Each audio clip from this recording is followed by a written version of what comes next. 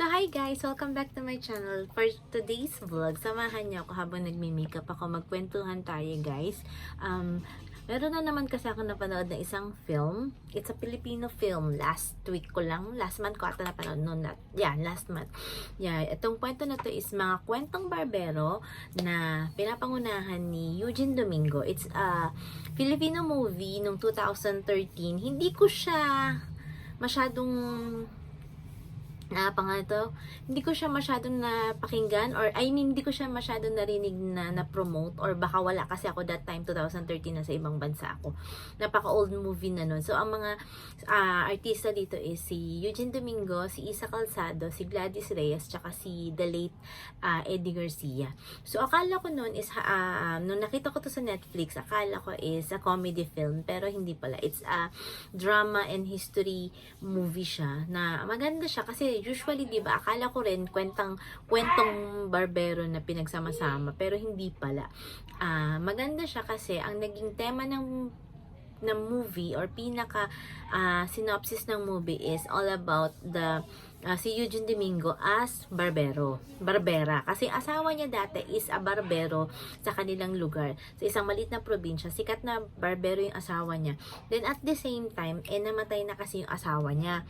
So, kailangan may pumalit na barbero kasi nga sobrang masyadong malayo ang mga barbershop that time. Tapos at the same time is hindi na kaya ng mga taong magbiyahe pa. So, nag-aral siya, tinuruan siya ng asawa niya maggupit nung buhay pa. Kaso, one time namatay yung asawa niya, binangungot or inatake ata. Kaya, nawala na ng barbero sa lugar nila. So, kinailangan niya talagang ma-practice yung pagiging barbera niya kasi wala siyang magiging means of, wala na siyang kikitain dahil hindi naman siya nagtatrabaho. So, yun doon nagsimula. Ang unang kliyenteng inano ni Eugene Domingo is si Eddie Garcia. Ang papel kasi ni Eddie Garcia doon is what you call that?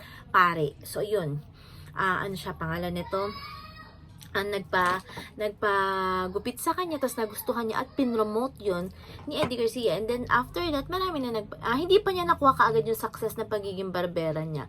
Nung nalaman na ng mayor na naggugupit, kasi dati ang naggugupit kay mayor is yung asawa ni Eugene Domingo. Kaso nung namatay na, kailangan niyang itry si Eugene Domingo dahil wala nga magugupit sa kanya. So, ayun, nung nagustuhan na ni Mayor yung gupit ni Eugene Domingo sa kanya, doon na nagsimula na marami na nagugupit sa kanya. Kaso doon sa story ng movie is, may kasamang mga parang revenge or something, tapos paghihiganti sa government or something like that. Panoorin nyo guys, kasi maganda naman yung movie. Kung sa mga mahilig sa history, try nyo panoorin to kasi may twist din yung story ng movie.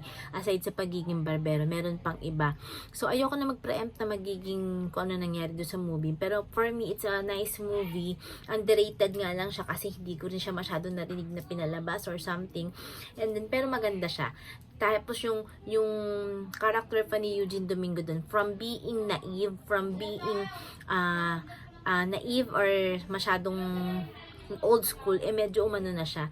Naging palaban siya. Yun, naging palaban siya dun. So, panoorin niyo yung movie, maganda siya. Ang title is Barber's Tale or Mga Kwentong Barbero. Maganda siya. 2013 Pinoy movie. So, samahan niyo pa ulit ako sa mga susunod ko pang vlogs dito lamang sa aking YouTube channel, guys. Suggest pa kayo naman pwede kong panoorin at i-review natin at i-summarize natin dito sa aking YouTube channel. So, don't forget to subscribe, like, and share my video. Bye, guys!